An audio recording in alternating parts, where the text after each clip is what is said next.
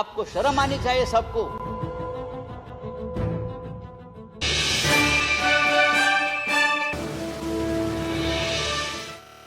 कल धर्मेंद्र प्रधान जी यहां बोल रहे थे और बार बार हमारी तरफ कटाक्ष करके हमें ये बोल रहे थे कि सच सुनो, सच सुनने से मोक्ष प्राप्त होता है।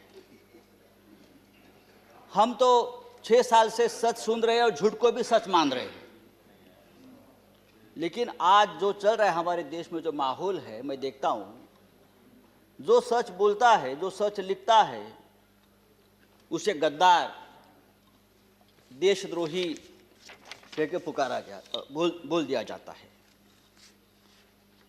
कल इस बारे में चर्चा हम लोगों ने की, दिग्विजय साहब ने बहुत उस बारे में कहा है। सर, जो सरकार से सवाल पूछेगा उस पर देशद्रोही का मुकदमा ठोक दिया जाता है। कितने नाम है आपको बता सकता हूं। हमारे सदन में संजय सिंह, जो हमारे सदस्य है संजय सिंह, उसके ऊपर देशद्रोह का मुकदमा है। राजदीप सरदेसाई, जाने माने पत्रकार, जिसको हमने सरकार ने पद्मश्री दिया है, पद्म पुरस्कार सम्मानित किया है, उसको हमने देशद्रोही बना दिया है। शशि थरूर, जो यूनाइटेड नेशन में हमारे देश के प्रतिनिधि थे, एमपी है, कैबिनेट में थे, उसको भी देशद्रोही का उसके ऊपर मुकदमा ठोक दिया है। जो सिंघू बॉर्डर पर रिपोर्टिंग करने वाले मंजीत सिंह, धर्मेंद्र सिंह और भी ऐसे बहुत से पत्रकार हैं या लेखक है, उसको हमने इस कानून के तहत, देशद्रोह के कानून के खिलाफ मुकदमा ठोक दिया है। मुझे लगता है कि हमारे कानून के किताब में से सब आईपीसी धाराएं खत्म कर दी और सब देशद्रोही की धारा एक वही रख दी है। डोमेस्टिक वायलेंस हो तो भी देशद्रोह का मुकदमा आप ठोक देंगे। पंतप्रधान मोदी हमारे लिए आदरणीय है, देश के प्रधानमंत्री का हम सम्मान करते करते रहेंगे। उन्हें प्रचंड बहुमत मिला है देश चलाने के लिए, हमें मानते हैं, लेकिन बहुमत जो होता है वो अहंकार से नहीं चलाया जाता। बहुमत बड़ा चंचल होता है। हमारे मराठी के एक संत है तुकाराम, संत तुकाराम, उसने कहा है, निंदकाचे घर असावे शेजारी। उसका मतलब है जो आपका निंदक है, जो आपके ऊपर क्रिटिसाइज करता है, आपको आईना दिखाता है, वो आपके आसपास रहना चाहिए, उसका घर आपके बगल में रहे। लेकिन आज ऐसा है कि जो निंदा करे, जो टीका करे, आप उसको बदनाम कर देते हो। जैसे किसान आंदोलन, जिस तरह से इस किसान आंदोलन को भी बदनाम करने की कोशिश या साजिश चल रही है, मुझे लगता है देश के प्रतिष्ठा के लिए ठीक नहीं है, किसानों के लिए ठीक नहीं है, हम सब के लिए ठीक नहीं है। 26 जनवरी को लाल किले पर तिरंगे का अपमान हुआ, उससे हमारे प्रधानमंत्री बहुत दुखी हो गए, पूरा देश दुखी हो गया। लेकिन लाल किले पर तिरंगे का अपमान करने वाला जो कोई दीप सिद्धू है, वो कौन है, किसका आदमी है, उस बारे में तो आप नहीं बताते। वो किसका आदमी है, उसको किसने ताकत दी है, ये सिद्धू अब तक पकड़ा नहीं गया। लेकिन 200 से ज्यादा किसान इस प्रकरण में तिहाड़ जेल में बंद है और उनके ऊपर देशद्रोह का मुकदमा चल रहा है। 100 से ज्यादा आंदोलक जो युवा है वो लापता है। वो कहाँ है, पुलिस ने उसका क्या किया, उसका एनकाउंटर किया है, क्या क्या मार दिया, वो पता नहीं है। तो ये जो है ये देशद्रोही है, अपने हक के लिए लड़ते हैं। लेकिन देश प्रेमी कौन है हमारे देश में?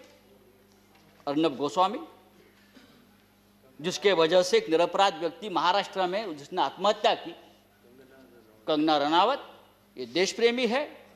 राष्ट्रीय नेशनल सिक्योरिटी ऑफिशियल सीक्रेट संदर्भात, उस संदर्भ में उसने जो सामने लाया है, पूरा ऑफिशियल सीक्रेट तोड़ दिया हमारा। बालकोट स्ट्राइक के बारे में पहले से ही जानकारी सबको बता दी। हाँ, वो आपके शरण में है, उसको आपका प्रोटेक्शन है, ये राष्ट्रीय सुरक्षा का मामला है, आप उसके ऊपर बात नहीं करते।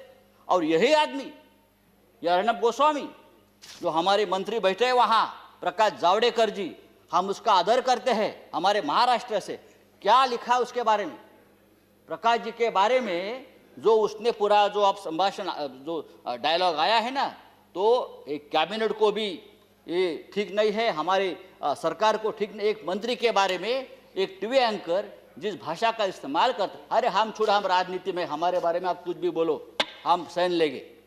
लेकिन एक कैबिनेट में एक हमारे मंत्री है, उस बारे में जो बात करती है, और आपको शर्म आनी चाहिए सबको, आप उसको शरण दे रखिए। तो ये जो चल रहा है ये नहीं चलेगा सर। राष्ट्रपति जी ने अपने संबोधन में कहा है, भारत जब जब एकजुट हुआ है तब तब उसने असंभव से लगने वाले लक्ष्यों को प्राप्त किया है, एकजुटता की बात की है। अगर ये बात सच है तो गत 3 महीनों से दिल्ली के सीमा पर किसान आंदोलन की एकजुटता तोड़ने में सरकार क्यों लगी है? संजय जी, हजारों किसान आपका 6 मिनट गाजीपुर सिंगू बॉर्डर पर अपने हक के लिए लड़ रहे हैं, और आप इस एकजुटता में आपको देशद्रोह दिखता है। प्लीज चेयरमैन सर, ये पंजाब, हरियाणा और पश्चिमी यूपी का किसान पूरे देश के किसानों की लड़ाई लड़ रहा है। वो सिर्फ 3 राज्यों की लड़ाई नहीं है, और पूरा देश उनके साथ है। तो उनको देशद्रोह कहना ठीक नहीं। ये पंजाब का किसान, हमारा सिख भाई, जब मुगलों से लड़ा तो हम उसे योद्धा कहते थे, जब अंग्रेजों से लड़ा तो हम उसे देशभक्त कहते थे। कोरोना वायरस में लंगर बांट रहा था तो देश प्रेमी था, लेकिन आज वो अपने हक के लिए लड़ता है तो वो खालिस्तानी हो गया, वो देशद्रोही हो गया। ये कौन सा न्याय है? आप उसको रोकने के लिए बॉर्डर पर किले ठोकते हो, वो बड़े बड़े बैरिकेड्स करते हो। ये बैरिकेड्स, ये किले का जाल अगर आप लद्दाख के बॉर्डर पर करते तो चीन की right Sanjay ji, please kilometre अंदर नहीं आती। मैं आपको बताना चाहता हूं सर, ये ठीक नहीं है। लेकिन ये आंदोलन जब तक जिंदा है तब तक हिंदुस्तान जिंदाबाद रहेगा। ये आंदोलन ही हमारी ताकत है, ये देश की ताकत है। अगर आप चाहते हैं गरीब हर वंचित इंसान की आवाज आप तक पहुंचे तो हमारे चैनल को सब्सक्राइब करें और बेल आइकन का बटन दबाना ना भूलें। देखते रहिए बहुजन हलचल न्यूज।